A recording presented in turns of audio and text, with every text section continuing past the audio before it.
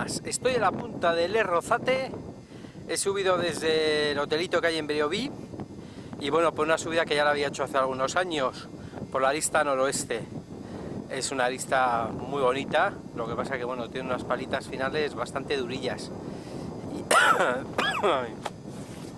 tengo un trancazo. Y nada, fantástico día, bonitas vistas, se ve todo, por lo cual voy a tirar grabando 8 horas. Hala, pues nada, aún.